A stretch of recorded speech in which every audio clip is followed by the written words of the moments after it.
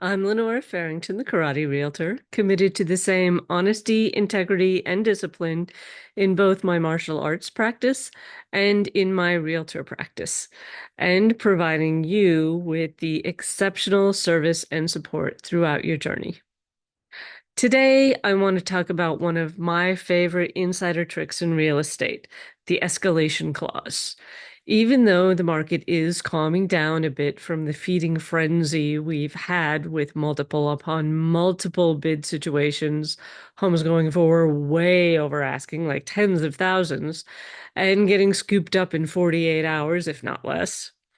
These days, homes are going for a little over asking, a few thousand, and staying on the market for a whole week. Still, you need to understand that the definition of a buyer's market is 6 months worth of inventory. Obviously, we're a long way from making that shift.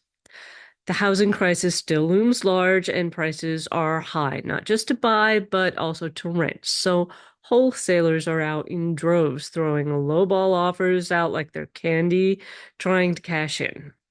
So if you're thinking you can avoid that by running scared if even one other bid is on the table, you're likely to end up running from every decent home and frustrating yourself in your search. Don't get me wrong, I absolutely advise avoiding any feeding frenzy if you don't want to get tricked into overpaying. But if you're thinking of walking away every time there's a single second bid on the table, this home shopping thing may turn into an extra long walk. So, how do you avoid getting caught up in competition and overpaying?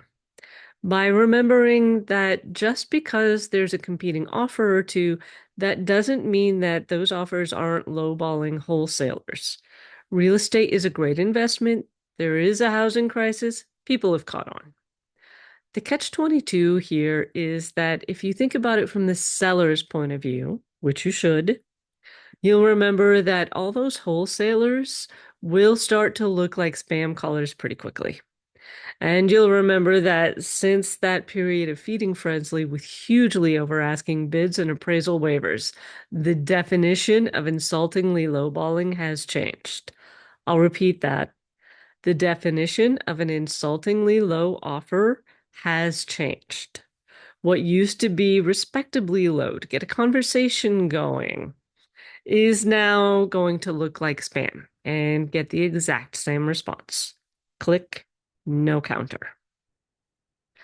I call it the overbid underbid problem.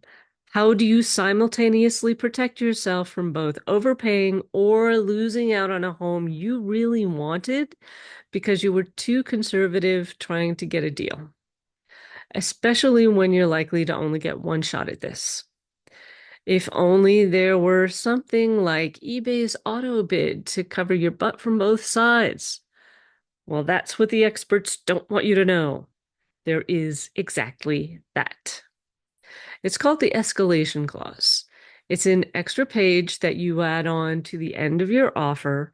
The purchase agreement has your base offer. The escalation clause states that if there's another offer, you'll increase your bid by X increments, but only until you get to Y, which is your max offer. Easy peasy. Best of both worlds for the buyer. A couple of caveats, though. First, choose your X variable or the increment you'll bid up by very carefully. Remember, you don't know what sort of terms the other offers might have. Are they waiving inspection or appraisal? Is it a cash offer? Does it include a quick closing period or an offer of cash towards their last mortgage payment? It's important to choose an incremental offer that's going to be tempting to the seller, even if compared to other terms that are unknown to us. The goal here isn't to beat the competing price by a buck. It's to beat the whole offer and win the whole house.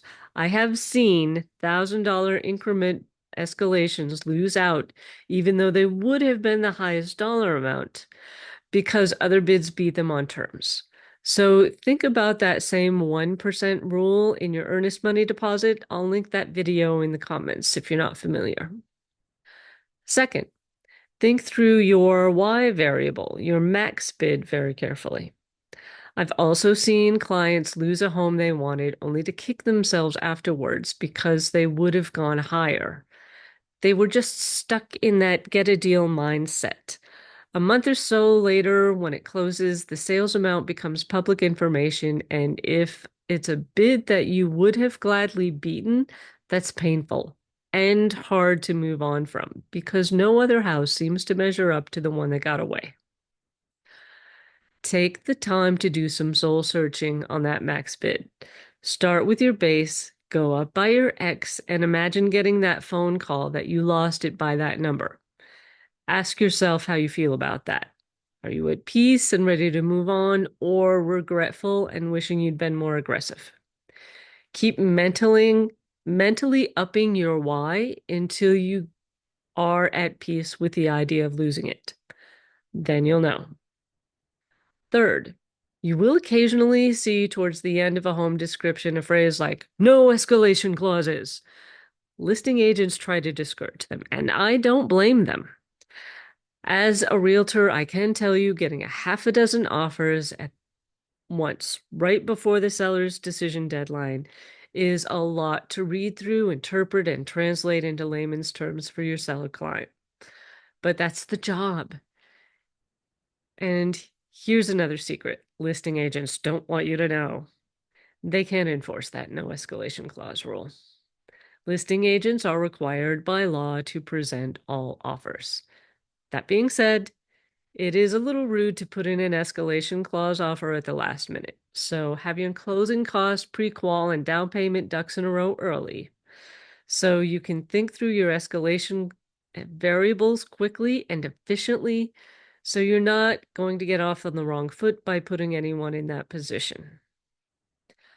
Finally, the escalation clause only kicks in when there's another bid on the table that's higher than your base offer. And as I mentioned, sellers have gotten a lot less inclined to counter offer. Again, think about it from their perspective. Why should they entertain lowball spammers when with anything but a click? When somebody's willing to offer their highest and best right after hello. You can include the escalation clause as a precaution against other bids coming in after yours was submitted, and it gives them an idea of what range you would be willing to talk about. If theirs is in there somewhere, then you can get a conversation going. One last note. If you do get the dreaded, we're just too far apart, we're not going to counter, you can counter yourself with a second bid. Some people think this is bidding against yourself, but it's not the same thing. Here's why. Once your first bid has been rejected, you're not bidding against yourself because there's no question of whether your first bid would have been accepted if you hadn't jumped the gun, second-guessed yourself, and set the second on top of the first. You already know your first bid was rejected. You didn't jump the gun. The bids weren't simultaneous. So this isn't an example of bidding against yourself and driving the price up. It's an example of if at first you don't succeed. The alternative being give up. Take your ball and your bat and go home. Now they're insulted, you're insulted, and neither one of you is going to get what you want until one of you relents and puts in another bid on the table. You may think that should be them, but guess what? You can't control another person's behavior, only your own.